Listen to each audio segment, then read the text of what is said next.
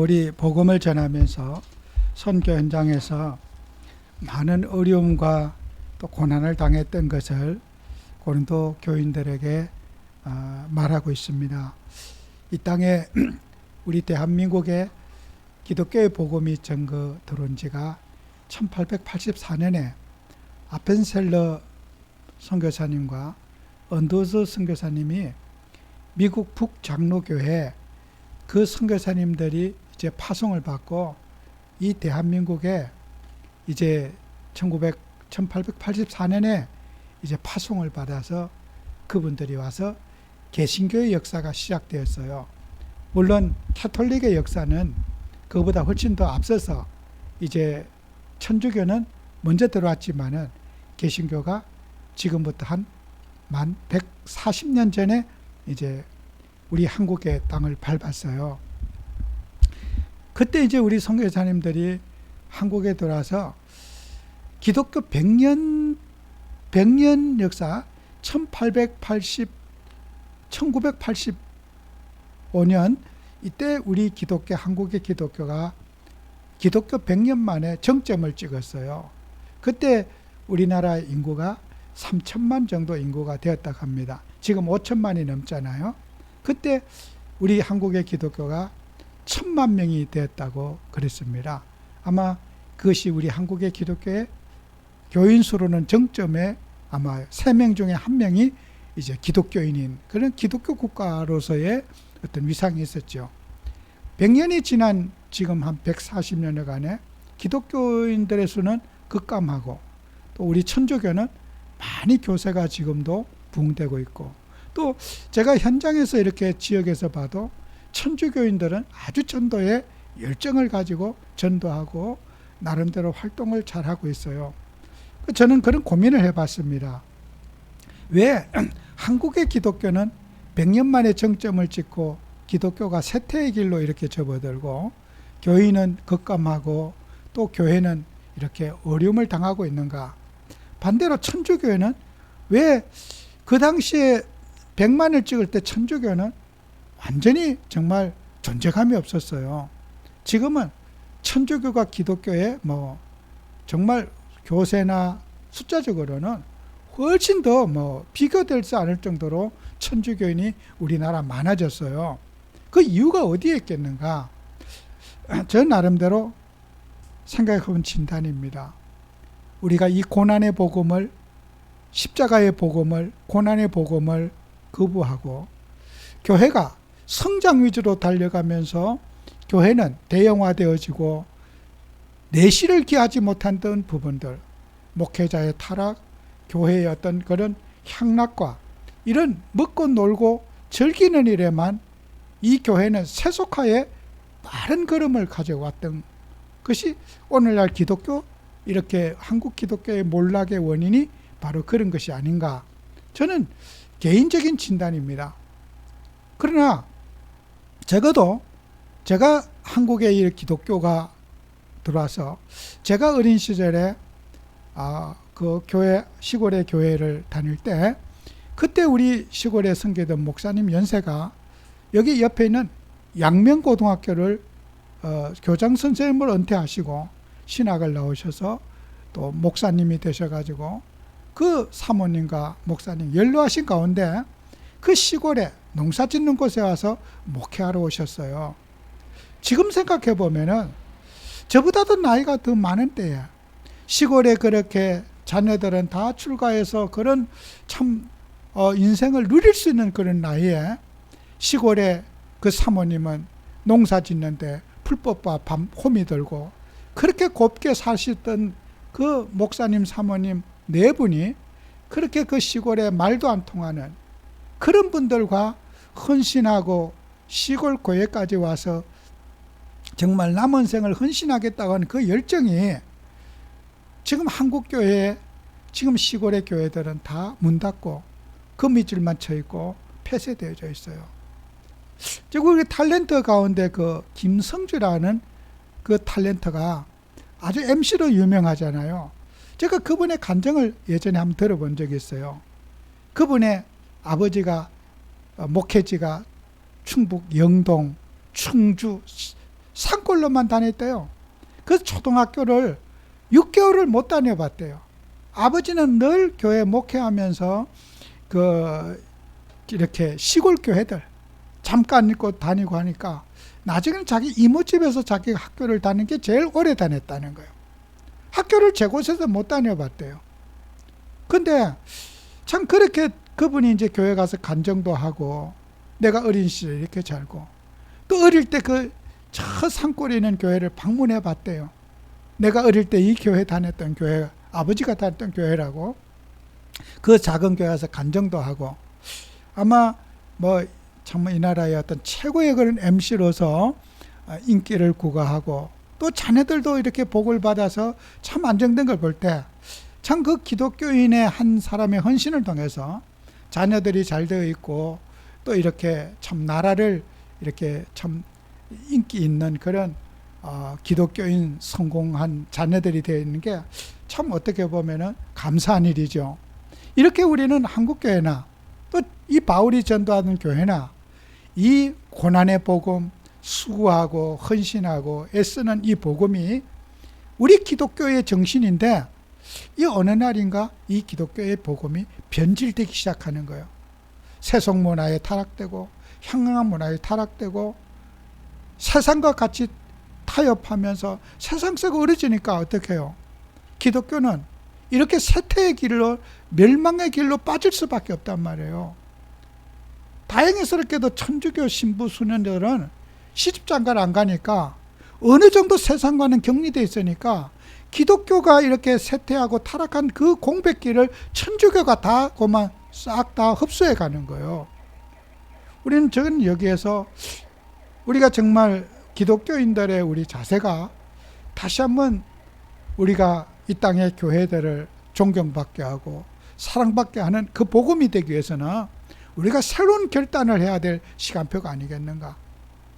좀 전에 제가 말씀드렸지만은 우리나라에 그 한글 그 성경을 이게 한글을 띄워 쓰기를 하신 분도 미국의 선교사님이 그 호머 헐버트라고 하는 선교사님이 우리나라 성경 이 한국어를 띄워 쓰기를 가르치고 우리가 그 아리랑이라는 노래 있잖아요.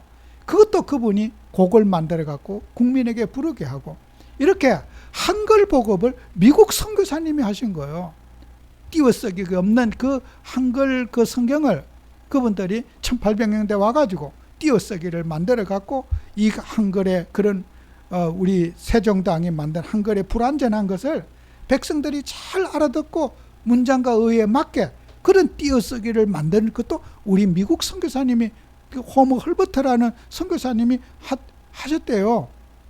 이렇게 우리는 선교사님들이 그런 우리가 미개한 나라에 그렇게 목숨 걸고 와가지고 이 나라를 해서 그분의 호머 헐버트 선교사님 묘가 저 우리나라에 지금 묘지도 우리나라에 죽어서도 한국에 묻히고 싶다고.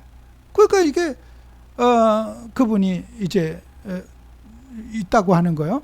그 우리는 이 땅에 살아가면서 우리는 기독교 복음은 고난의 복음입니다. 그 고난의 의미를 여러분이 붙잡지 않으시면 기독교는 타락입니다. 그죠?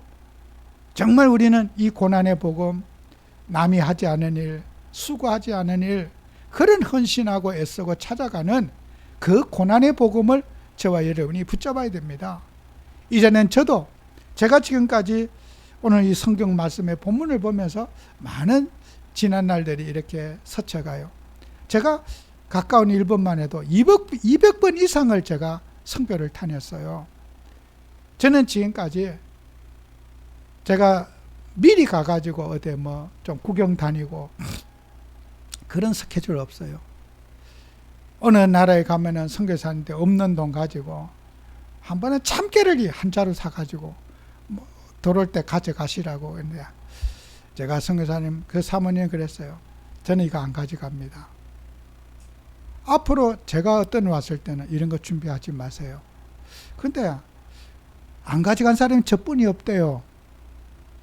제가 참깨 한 자루를 저는 참깨 평생 못 먹어도 그런 거 가지고 내가 선교 현장 가서 그런 강의하고 예배 드리는데 그런 구질구질한 거 뭐든 뭐 관광을 어디 하고 다녀보고 한 번도 그런 적이 없어요. 아마 호주의 이종환 선교사님이 제가 호주를 20번 넘어 강의를 다녔어요. 목사님은 어떻게 한 번도 어디 가보고 싶다는 말을 안 하십니까? 말씀 좀 해주세요. 제가 모시고 다닐 테니까요. 그 당시에 제가 제일 많이 왔다 그러다 호주를요. 일본에 또 선교사님이 저 후축 국가에 박정현 선생님이 그러셔요. 목사님 그렇게 바쁘십니까? 일요일날 저녁에 오셔갖고 미리 온천도 하시고 그래 강의하면 되지. 꼭 시간 맞춰 이렇게 오십니까? 다른 분은 그러십니까? 그러니까 다른 분은 다 그렇습니다. 저는 한 번도 제가 이날까지 다니면서 미리 가가지고 쉬고 그렇게 강의한 적은 한 번도 없어요. 제가 왜 여러분에게 이런 말 합니까? 우리는 이 복음 전하고 주의하는데 영적 긴장을 놓치면 어떻게 됩니까? 사단이 틈탑니다.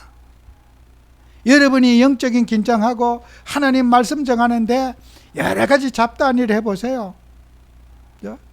그게요, 사단이 그렇게 만만한 존재가 아닙니다. 여러 가지를 한꺼번에 할 수 있는 우리가 멀티가 될 수가 없습니다.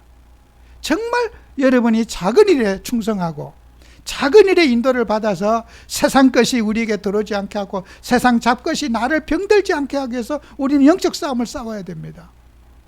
그렇지 않으면은 우리는 나도 모르게 세속화에 물들게 되고 세상의 유희에 물들게 되고 여러 가지 타락 문화에 나도 모르게 휩쓸려 가는 거예요. 여러분, 성도들 속이기 쉽습니다. 여러분, 주님은 못 속여요. 여러분과 우리가 하나님 앞에서 나를 지켜내는 응답 받으셔야 됩니다. 저는 목사님들에게 이제는 그런 간증을 저는 할 수가 있어요. 제가 어떤 공식적인 설교자나 저하고 가까이 수십 년을 같이 함께하고 있는 목사님들도 저를 모릅니다. 제가 어떻게 사는지를. 저는 이 올해처럼 여름이 더우면요, 저는 한 해 여름도 제가 피부가 참 좋습니다. 여기 하체가 흘지 않은 적이 한 번도 없습니다. 물어 터지고 흘어가지고 예전엔 파우더를 바르고 집 눌립니다. 왜요? 저는 땀 흘리고 앉아서 그렇게 말씀 보고 기도하는 것을 저는 보람으로 여깁니다. 그리고 남한테는 그런 내색 저는 하지 않습니다. 먹는 거 마음껏 드세요. 편하게 저는 해주려고 합니다. 저는 제 사생활 누구한테도 공개한 적 없습니다. 이날까지. 저는 우리 집에는 제가 나이가 들었으니까 젊은 우리 목사님들에게 고난의 길을 선택하세요. 남이 보지 않는 고난의 길을 선택하세요. 저를 누가 고생했다고 제 얼굴에 그럽니까? 목사님은 돈 팍팍 쓰시고 뭐 대접 잘하고 다 저한테 그런 이미지 아닙니까? 저 개인은 그렇지 않습니다. 한 해도 없이 제가 하체가 흘지 않은 적이 없습니다. 누구한테 나는 보이기 위해서가 아닙니다. 하나님과 나 자신과의 관계입니다. 지금까지, 이 시간까지 물집이 생기고 늘 그걸 나는 행복으로 느껴요. 감사해요. 내가 이런 세속화에 내 자신이 그렇게 하지 않으면은 누가 나를 통제하겠습니까? 목사님이 되실 분들은 반드시 이 고난의 복음을 붙잡으셔야 됩니다. 성도들을 위해서가 아닙니다. 하나님과 나와의 관계의 문제입니다. 제가 이 설교 여러분 처음으로 하잖아요. 저는 목사님들에게는 이제 해요. 이제까지는 안 했어요. 목사가 되면은 뭐 먹고 놀고 즐기고 성도들 눈이 안 보이는 곳에서 무슨 짓든지 할 수 있고 틀린 거예요. 그거는요. 하나님 앞에 살아가야 될 거 아니에요? 사람은 속이기 쉽습니다. 주님 앞에 살아가야 돼요. 그렇지 않은 사람은 목사가 돼서는 안 됩니다. 나는 어떤 것도 사인 안 합니다. 수많은 목사님들 제가 면접하고 해도 제가 목사 안수식을 한 거나 나는 이 말을 하지 않은 사람 없어요. 내 스스로 경건을 선택하고 내 스스로 하나님 앞에서 나의 역할을 하는 분이라야지. 저는 어떤 분에게 내가 각서도 쓴 사람이 있어요. 그리고 내가 사인해 준 적이 있어요. 여러분, 주님의 일이 그렇게 녹록한 거 아닙니다. 바울만이 그렇게 산 것이 아닙니다. 오늘을 살아가고 제가 이 자리에 복음 받기까지 그런 시골에 수고하시고 정말 그런 농사꾼들 대화도 안 되고 말도 안 되고 나는 그 연로한 목사님이 우시는 것도 봤어요. 왜요? 너무 섭섭하고 힘들어서. 시골 그 말도 안 통하는 그 농민들하고 목회하면서 여기에서 도시에서 그렇게 곱게 자라고 여기에 도시에서는 그렇게 나라의 VIP로 사신 분이 그 제자들은 잘 돼갖고 장관도 있고 뭐 오만때만 사람 다 있어요. 시골에 가면 그거 알아줍니까? 그 농사꾼들이 아무것도 몰라요. 그 고난을 선택한 그런 분들이 있었기에 저희 집 같은 사람이 예수를 믿고 목사까지 나온 거 아니겠습니까? 여러분, 우리가 정말 저는 그렇게 생각합니다. 우리는 자녀들과 후대 앞에 헌신의 복음, 고난의 복음 사랑해야 됩니다. 아무리 이 세대가 좋아져도 우리 선교사님들이 어떤 복음입니까? 그 복음, 목숨 걸고 이 땅에 정말 유교와 불교의 그런 우상 숭배하는 국가에 와서 생명을 걸고 이 땅에 복음 전한 국가 아닙니까? 우리가 제사장의 사명을 감당하고 전 세계 복음 전가하는 그런 우리가 돼야 됩니다. 정말 우리는 세상이 가는 그런 길로 가지 않고 우리가 남이 인정 안 해줘도 우리는 주님 앞에서 저는 우리가 가야 할 길을 가야 된다고 생각되어집니다. 그래서 성경 말씀에 이사야 53장 1절 6절에 보면은 2절에 그런 말씀이 있습니다. 우리가 보기에 흠모할 만한 아름다운 것이 없도다. 우리 예수님이 우리가 보기에는 흠모하고 아름다운 것이 없도다. 세상 사람이 찾는 메시아 그리스도는 어떤 분입니까? 권세가 있고 권위가 있고 부귀와 영화가 있고 그런 화려하고 우리가 육신적인 욕망과 소욕을 채울 수 있는 그 메시아를 세상은 찾지 않습니까? 예수님이 오셨는데 그 조건에 맞지 않는다고 예수님을 저주하고 채찍을 가하시고 우리가 기대하던 메시아 그리스도가 아니라는 거예요. 사람도 어떻게 해요? 예수님을 버렸어요. 인생에 참된 메시아 그 그리스도를 세상이 요구하는 그 그리스도의 조건에 안 맞기 때문에 예수님 사랑할 만한 분이 안 되는 거예요. 어디 가서 참 권세를 누리고 인생의 욕망과 욕구를 채울 수 있는 그 메시아였는데 사람들이 기다리는 메시아가 사람들의 기대에 부응하지 못하던 메시아였다는 거예요. 근데 그 메시아가 그리스도가 되셔가지고 우리의 인생에 해결할 수 없는 그런 인생의 지옥 문제를 해결하시고 사단 문제 해결하시고 이 땅의 저주 재앙 문제 해결하시고 인간을 구원하신 그리스도라는 거예요. 그래서 여러분이 이 복음 가진 하는 제가 저는 마태복음 16장의 이 복음은 참 중요한 복음이라 생각되어집니다. 마태복음 16장 13절 20절에도 예수님이 물어보지 않습니까? 사람들이 찾는 복음은 어떤 복음이냐고. 세례 요한, 예레미야, 엘리야 선지자 중에 하나. 맞아. 사람들이 찾는 복음은 구약시대나 지금이나 성경에 연될 때 사람들이 찾는 복음은 그런 복음이야. 그러나 베드로에게 너는 그리스도를 나를 누구라고 하냐? 예, 주님은 그리스도시요 살아계신 하나님의 아들이십니다. 그 고백 속에 예수님이 단호하게 말씀하십니다. 바요나 시몬아, 네가 복이 있다. 네가 그 고백한 그 고백은 네가 고백한 게 아니라 하늘에 계신 아버지가 너에게 고백한 거다. 너도 예레미야, 엘리야, 세례 요한 선지자 하나로 붙잡았지 않느냐? 또 찡겠지 나이냐? 네가 제자라고 해서 교만하게 네가 그리스도를 함부로 그렇게 고백했다고 너의 고백이라고 착각하지 말아라. 예수님은 그 고백 속에 예수님은 야단을 쳤어요. 왜요?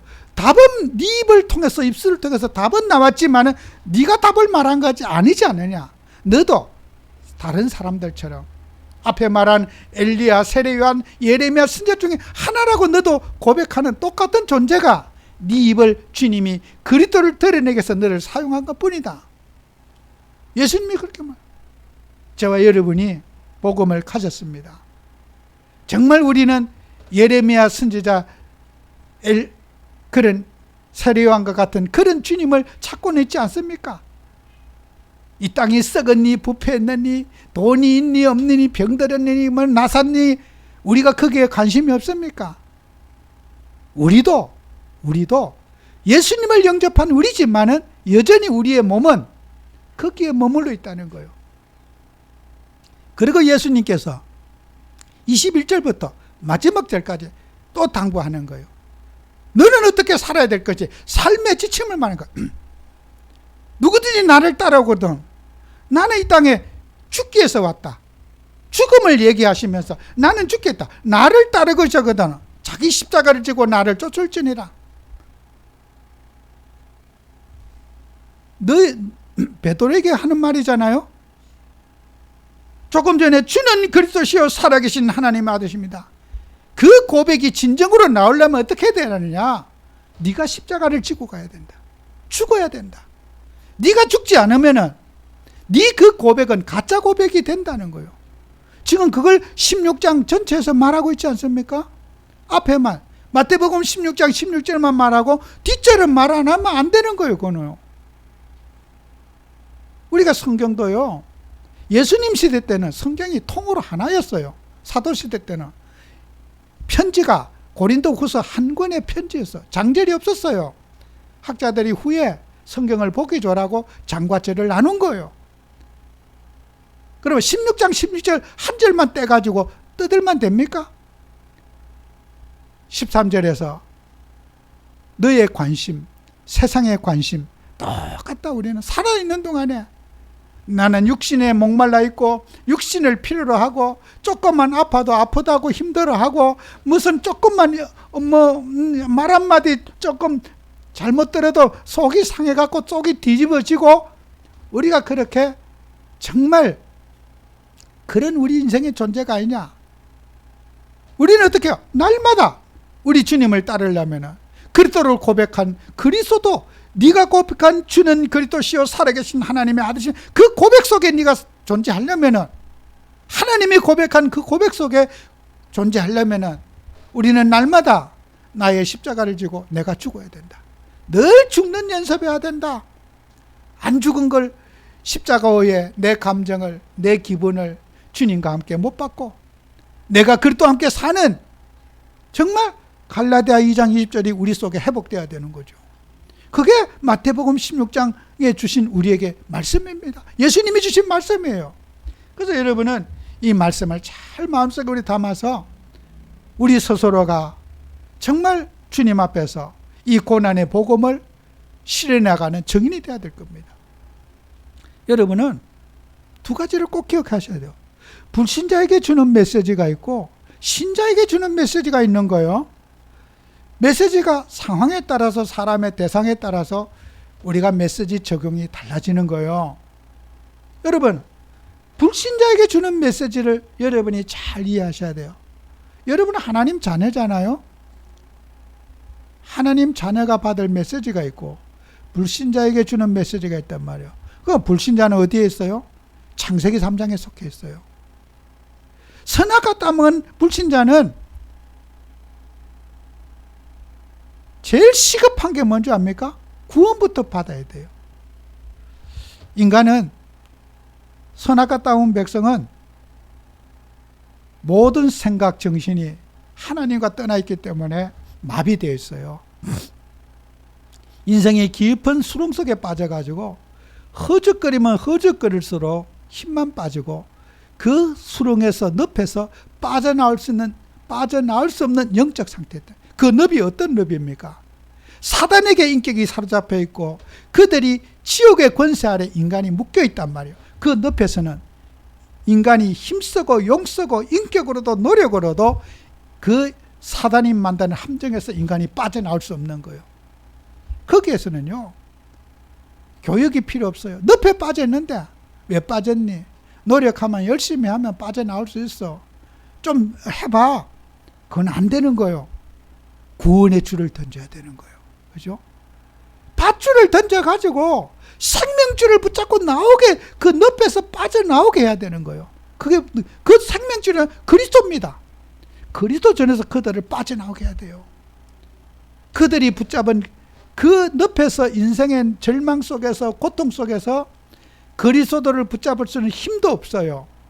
그래서 우리 전도자를 통해서 줄을 던져줘야 돼요. 그들은 줄잡기도 거부할 겁니다. 힘이 다 빠져가지고 손가락도 움직일 수는 힘이 없어요. 그리스도를 붙잡을 수는 힘이 없어요. 그래도 생명의 빛이 그 어둠 속에 비춰졌을 때, 신락 같은 희망, 구원의 줄을 잡았을 때, 그들은 그들의 힘으로 어떻게 해요? 그 생명줄을 붙잡아야 돼요. 그리스도를 붙잡아야 돼요. 때로는 우상숭배 속에, 정신적인 억압 속에 희미한 빛이 그들 속에 들어갔을 때 그들은 구원받게 되는 거예요. 그래서 우리 그리스도, 이 불신자에게는 교육의 대상이 아니에요. 불신자에게는 복음의 전도의 대상자이고, 그들은 생명의 구원의 밧줄을 그들에게 던져야 될 전도의 대상자인 거예요. 불신자는요. 불신자에게, 신분이 안 바뀐 마귀자녀에게 아무리 염소를 아무리 키워봐도, 염소는 염소 새끼 낳고 양은 양 새끼 낳고, 가라지는 가라지 종자 DNA는 안 바뀌는 거예요. 그죠? 풀씨 아무리 거름 주고 벌레 잡아주고 약쳐 주고 오만 거 다 해도 맺을 때는 가라지 씨 맺어요? 풀씨 맺어요? 마귀의 자녀는, 신분이 바뀌지 않은 마귀의 자녀는, 우리는 그들에게 구원의 복음, 예수 그리스도의 생명을 그들에게 전달해야 돼요. 살려놓고 그들에게 뭐요? 신자에게 주는 메시지가 있는 거예요. 신자가 어떻게 살아야 될 것인가? 그죠? 구원받은 이후와 구원받기 전의 삶이 다른 거예요. 구원받은 이후는 어떻게 해요? 구원받기 전과 구원받은 이후는 어떻게 해요? 삶이에요. 복음은 우리가 가진 거잖아요. 우리의 삶이 어떻게 해야 되는가? 내 스스로 선택해야 되는 거예요. 오늘 바울은 본문에 하잖아. 나는 누구에게도 금이나 의복이나 이런 것들을 탐하지 않았다. 그렇게 고난받아도. 왜요? 내가 모든 삶의 본을 보였다고 바울은 고린도 교회인들에게 말합니다. 그걸 왜 그렇게 합니까? 나는 후대와 미래 세대를 향해서 덕이 되지 않은 건 하지 않겠다. 모방 범죄가 일어날 짓은 하지 않겠다. 그것이 바울의 후대를 사랑하는 마음이고 미래를 사랑하는 마음이란 말이에요. 우리가 전도자들이 살아가면서 신자가 받을 메시지, 불신자가 맡을 메시지, 내가 불신자라고 생각하면은 그리스도 하고 돌아다니면 되고, 그죠? 신자라고 하면은 내 영적 삶을 누리면서 항상 우리는 미래 세대가, 후대 세대가 우리가 주님 앞에서 어떻게 살아가야 될지 그걸 생각하는 게 신자가 받을 메시지인 거예요. 구원 전과 구원 이후는 다른 거예요. 성경은 구원받은 자에게 주는 메시지예요. 이거 불신자는 불경 보는 게 낫습니다. 예수님 영접하지 않은 사람 성경 보시면요, 더 망가져요. 불신자는 불경 보시면 훨씬 더 은혜돼요. 유익해요. 유교 경전 갖다 놓고 그거 보는 게 훨씬 더 유익해요. 성경 말씀은 하나님 자녀에게 주는 양식이에요. 이거는 자녀의 떡을 개에게 줄 수는 없는 거예요. 그거는요. 이 성경을 불신자에게 줄 수 없는 거예요. 가끔 불신자들이 무슨 성경을 자꾸 인용하는 사회 정치인들 많아요. 뭐 세술은 세부대에 저것들이 성경을, 불신자들은요 성경을 봐도 못 알아듣게 돼 있어요. 하나님 자녀에게 주는 이 편지는 누구에게, 수신자가 누구라고 고린도 고린도 전후서의 수신자, 이 편지에 받아보는 수신자가 누굽니까? 고린도 교인이에요. 성도예요. 전도하는 메시지가 아니에요, 이거는. 불신자에게 지금 주는 메시지가 아니란 말이에요. 편지를 받아보는 수신자라 그러잖아요. 내가 A라는 사람에게 편지를 보냅니다. 그 A라는 사람이 누구예요? 성도예요. 성도가 받아야 될 메시지가 이 성경 말씀이에요. 여러분, 성경의 말씀은 우리 성도에게 꼭 필요한 영의 양식입니다. 이게 기준입니다. 우리 성도들의 기준은. 성경을 벗어나서는 안 되는 거예요. 그죠?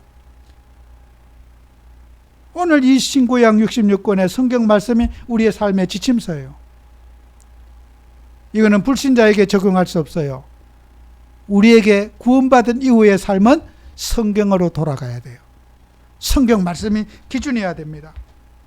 그래서 우리의 복음은 어떤 복음이어야 됩니까?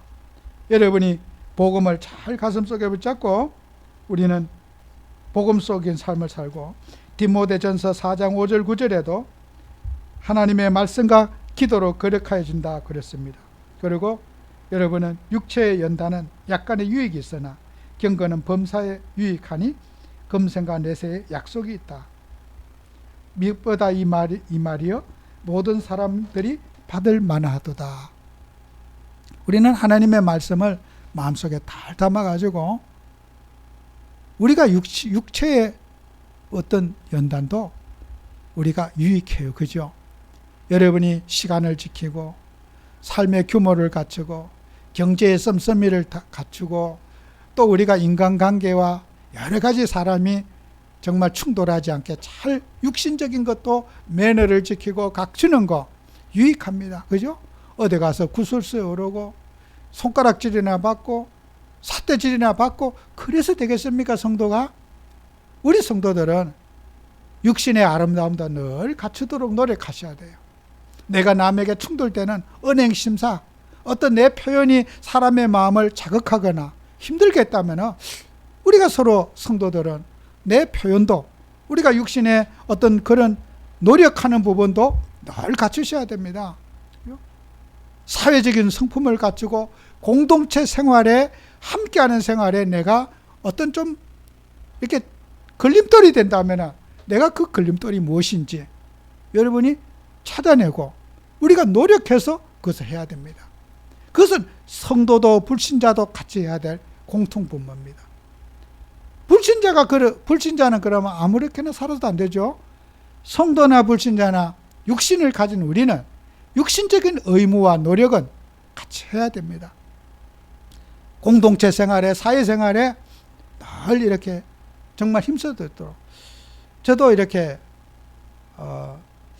이번 주에 초등학교 5학년 학생하고 저 밖에 놀러를 갔어요. 근데 이제 그 내과에 갔더니 초등학교 5학년 학생이 얼마나 좋아하는지요. 물속에 들어가서 또 그 옆에 온 친구를 또 사귀어가지고 물속에서 노는데 뭐 나올 생각도 없어. 얼마나 재밌게 노는지. 저도 이렇게 물에 담그고 이랬는데 이제 점심을 거기서 해먹고 우리는 그 땡볕에 나이가 든 노인들이 가 있는데 그 초등학교 5학년 아이의 마음을 몰랐거든요.